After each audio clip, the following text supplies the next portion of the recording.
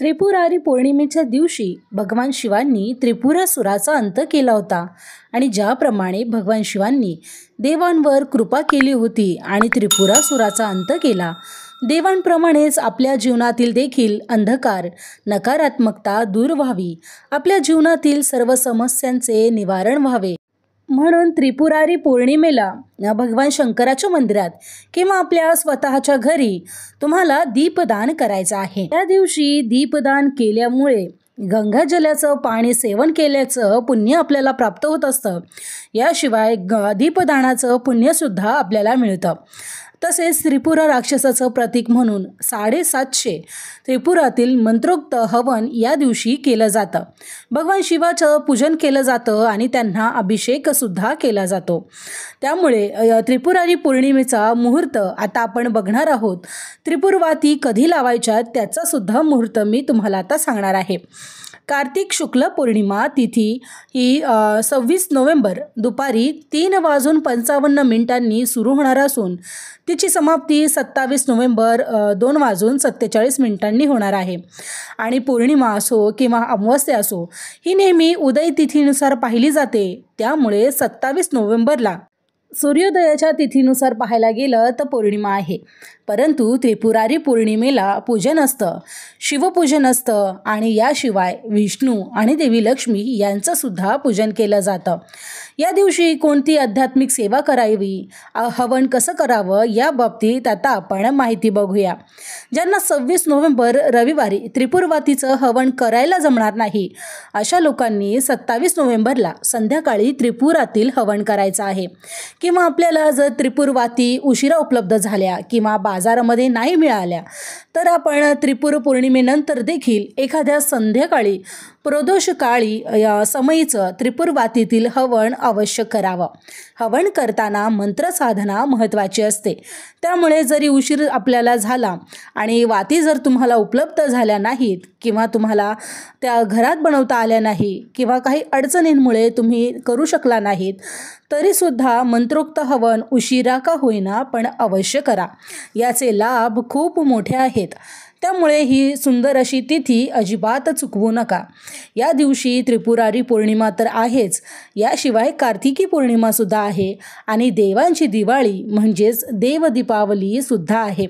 त्यामुळे या दिवशी जर तुम्हाला शक्य असेल आणि बाजारात जर तुम्हाला वाती उपलब्ध नाही झाल्या तर घरातल्या घरात का होईना कापसाच्या तुम्हाला 750 म्हणजे 750 वाती तयार करायच्या आहेत आणि त्यांपासून तुम्हाला त्रिपुरवात तयार करायचे आहे।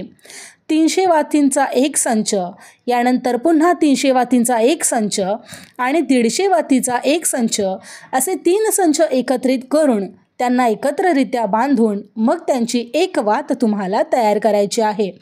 जर तुम्हाला 750 वाती करणं शक्य नसेल तर तुम्ही 100पेक्षा जास्त वाती तयार करू शकता, पण लक्षात ठेवा या वाती 100पेक्षा कमी नसाव्यात। अशा पद्धतीने तुम्ही त्रिपुरवात तयार करू शकता। यानंतर तुम्हाला शिवाचं पूजन करायचं आहे, त्यांचा अभिषेक करायचा आहे। संध्याकाळच्या वेळेला प्रदोष काळीच त्रिपुरारी पौर्णिमेच्या दिवशी म्हणजे 26 नोव्हेंबरला तुम्हाला संध्याकाळी भगवान शिवाच्या शिवलिंगावरती अभिषेक करायचा आहे। ही पूजा संध्याकाळी सुरू करायच्या अगोदर आपल्याला ज्या 750 वाती या वाती प्रथम शुद्ध तुपामध्ये भिजवून घ्यायच्या आहेत, म्हणजे त्यांचं हवन चांगलं होतं। ते भिजत ठेवून मग आपल्याला पूजेला सुरुवात करायची आहे, म्हणजे आपली पूजा होईपर्यंत या वाती चांगल्या पद्धतीने भिजतील आणि त्यांचा हवनसुद्धा चांगल्या रीतीने होईल। संध्याकाळी शुद्ध तुपाचा दिवा लावून घ्यायचा आहे। दिवा लावल्यानंतर प्रथम तुम्हाला गणेश पूजन करायचं आहे। ताम्हणामध्ये गणपती बाप्पांची मूर्ती घ्यायची आहे, तिला शुद्ध पाण्याने आणि पंचामृताने शुद्ध करून पुन्हा शुद्ध पाण्याने स्नान घालायचं आहे। यानंतर शिवलिंगावर तुम्हाला पाण्याने अभिषेक करायचा आहे। यानंतर दुधाने किंवा पंचामृताने तुम्ही अभिषेक करू शकता आणि मग पुन्हा शुद्ध गंगाजलाने स्नान घालून ही पिंड तुम्हाला स्वच्छ करून घ्यायची आहे। देवासमोर एखादा पाट ठेवून किंवा चौरंग ठेवून त्यावरती तुमच्याकडे जे वस्त्र उपलब्ध असेल ते वस्त्र तुम्हाला अंथरूण घ्यायचं आहे। पांढऱ्या रंगाचं वस्त्र मिळालं तर अतिशय उत्तम होईल, नाहीतर जे वस्त्र असेल ते अंथरूण घ्यायचं आहे. यावर तुम्हाला शिवलिंग प्रस्थापित करायचं आहे. या शिवलिंगाला तुम्ही दुधाचा नैवेद्य दाखवू शकता. बेलपत्र, फूल, पुष्प अर्पण करून महादेवांची शास्त्रोक्त अशी पूजा करायची आहे. लक्षात घ्या, शिवलिंगावर हळद आणि कुंकू अर्पण करू नका. यावर तुम्ही भस्म अर्पण करू शकता किंवा तुमच्याकडे जर ईबीद असेल तर ते सुद्धा तुम्ही शिवलिंगाला वाहू शकता. आणि यानंतर तुम्हाला हे भस्म किंवा ईबीद स्वतःच्या कपाळाला सुद्धा लावून घ्यायचं आहे. अशा पद्धतीने भगवान शिवांना प्रथम तुम्हाला अभिषेक करून त्यांची पूजा करून घ्यायची आहे. दुसऱ्या दिवशी पुन्हा एकदा तुम्हाला या शिवलिंगावर भस्म किंवा ईबीद लावून मग तुम्ही ही पूजा उचलू शकता. परंतु लक्षात घ्या, ज्या संध्याकाळी तुम्ही पूजा करणार आहात त्या संध्याकाळी ती संपूर्ण रात्र तुम्हाला ही पूजा अशीच ठेवायची आहे आणि दुसऱ्या दिवशी सकाळी पूजा तुम्हाला हलवून घ्यायची आहे. फुले असतील ती निर्माल्यामध्ये स्थापन ठेवून द्यायची आहेत आणि बाकीच्या गोष्टी तुम्हाला पाण्यामध्ये विसर्जित करायच्या आहेत. आता मी मघाशी सांगितल्या पद्धतीने दीपदानाला या दिवशी अतिशय विशेष असं महत्त्व असतं. त्यामुळे तुम्हाला या दिवशी 7 अशा मातीच्या पणत्या पेटवायच्या आहेत आणि या मातीच्या पणत्यांनी तुम्हाला तुमच्या देवघरात पूजा करून घ्यायची आहे.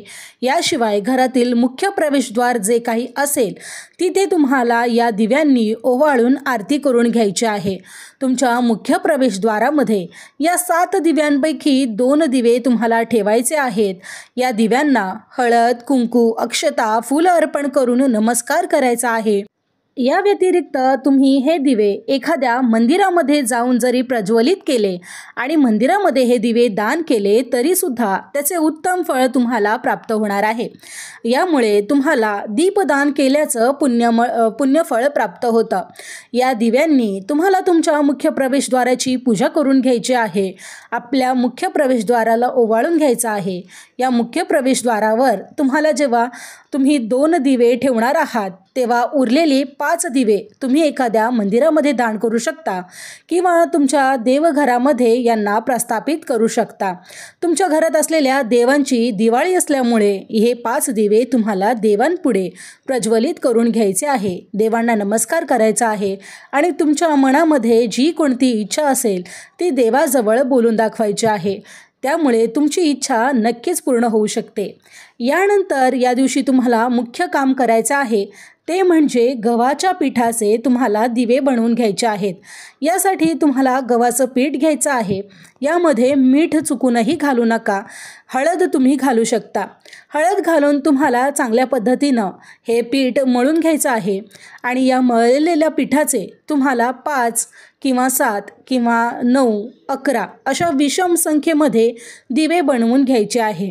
हे दिवे तुम्हाला कोणत्याही देवळामध्ये किंवा देवघरात किंवा देवाजवळ लावायचे नाहीत, तर हे दिवे तुम्हाला पाण्याच्या ठिकाणी लावायचे आहेत. जर तुमच्या इथे एखादी नदी असेल तर या नदीच्या काठावर तुम्ही त्रिपुरारी पौर्णिमेला म्हणजेच कार्तिकी पौर्णिमेला हे दिवे लावू शकता किंवा विहीर असेल तर विहिरेजवळ लावलात तरीसुद्धा चालेल. नाला, ओढा जे काही असेल म्हणजेच पाण्याच्या ठिकाणी तुम्हाला लावायचे आहेत. आता हे सुद्धा शक्य नसेल म्हणजे तुमच्याकडे जर पाण्याचा स्तोत्र उपलब्धच नसेल तर अशा वेळी तुम्ही तुमच्या घरामध्ये ज्या ठिकाणी पाणी भरून ठेवता अशा ठिकाणी सुद्धा हे दिवे प्रज्वलित करून घेऊ शकता.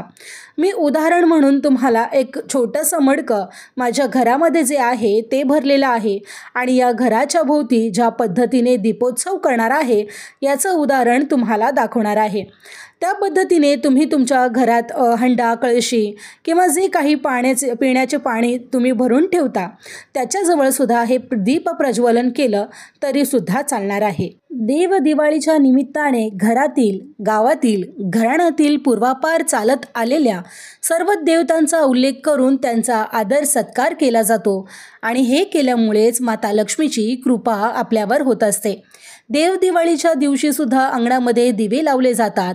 देवघरांमध्ये सुद्धा सुशोभीकरण केलं जातं आणि देवांची दिवाळी अगदी थाटामाटात साजरी केली जाते.